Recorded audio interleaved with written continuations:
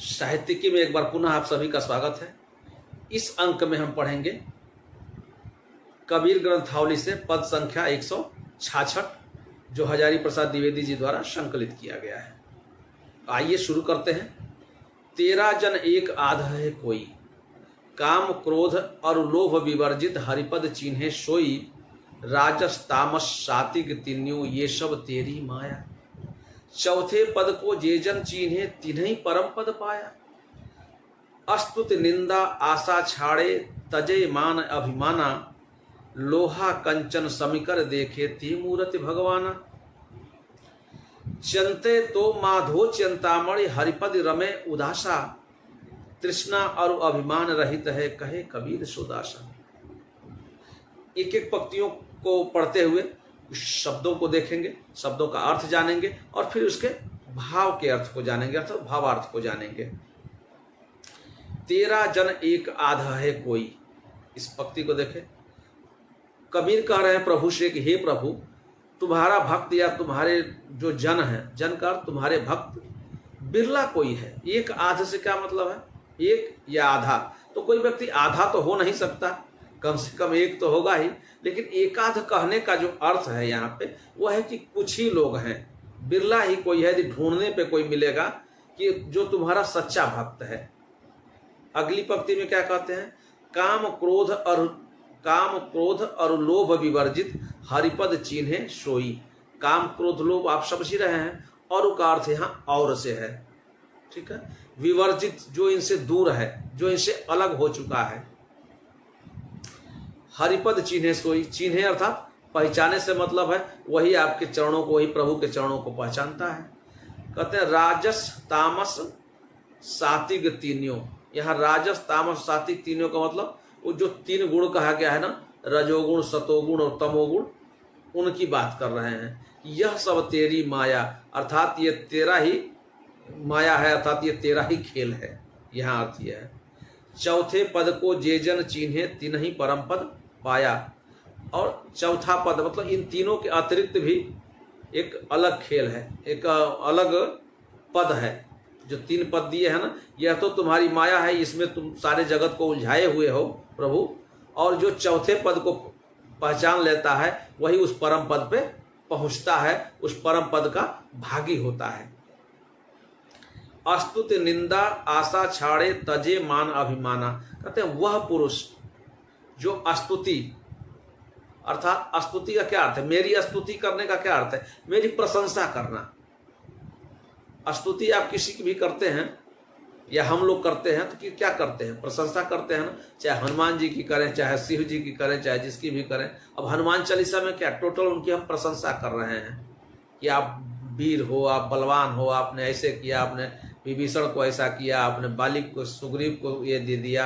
ये सब स्तुति अर्थात प्रशंसा। प्रशंसा करने से व्यक्ति खुश होता है। तो जो व्यक्ति प्रशंसा से भी दूर हो गया है, प्रशंसा से कोई फर्क न पड़े, स्तुति क्या, और निंदा, अर्थात निंदा और प्रशंसा से जिसको कोई फर्क पड़ने वाला नहीं है, आप उसकी निंदा करें या प्रशंसा करें। दूसरी चीज क्या है? आशा छाड़े, जिसको किसी से कोई उम्मीद नहीं है, किसी से कुछ पाना नहीं चाहता है। तजे मान अभिमाना, और जिसने मान और अभिमान को त्याग दिया है, उसको क्या मान क्या अपमान इससे कोई मतलब नहीं है। जो इससे दूर हो गया है, अर्थात जिसने अपने मन से इसको निकाल दिया है, वह व्यक्ति लोहा कंचन सम कर देखे।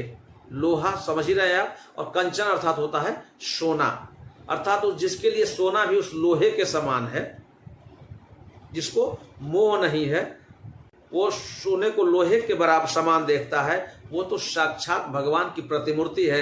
आप उसमें जो है भगवान के दर्शन कर सकते हैं। अगली पंक्ति क्या है? चंते तो माधव चिंतामणि हरिपद रमय उदासा।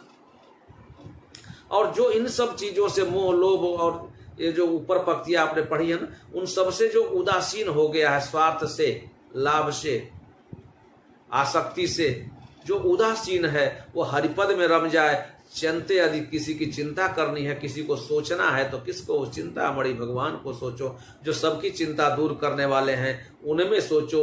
यदि आप इन सारी चीजों से, सांसारिक चीजों से उदासीन हो तो वहां आओ। तृष्णा और अभिमान रहित है, कहे कबीर सो दासा। करें कि जो लालच से और अभिमान से, घमंड से, अहंकार से दूर हो चुका है, वह कबीर कह रहे हैं कबीरदास जी कि वही सच्चा आपका दास है। ऊपर जो आप उन्होंने कहा है ना कि कुछ ही लोग दास हैं, तो ऐसे ही कुछ लोग बचते हैं। आइए एक बार पूरा भावार्थ इसका समझ लेते हैं। इन पंक्तियों के माध्यम से, इस पद के माध्यम से कबीरदास जी कहते हैं कि हे प्रभु, कुछ ही लोग आपके भक्त हैं जो सच्चे भक्त हैं। मतलब इस पूरे संसार में भक्ति तो बहुत लोग करते हैं, दिखने के लिए तो हर कोई सुबह शाम भक्ति में लगा हुआ है, किंतु उसमें से कुछ ही लोग तुम्हारे भक्त हैं। और वो कौन लोग हैं? तो जिन्होंने काम क्रोध मोह से दूरी बना ली है, जो वही आपके पद को पहचान चुके हैं, जो आपके सच्चे स्वरूप को पहचान चुके हैं, जो रजोगुण तमोगुण सतोगुण से दूर होकर के जिन्हें उन चौथे पद का ज्ञान हो गया है, वो तुम्हारे सच्चे भक्त हैं।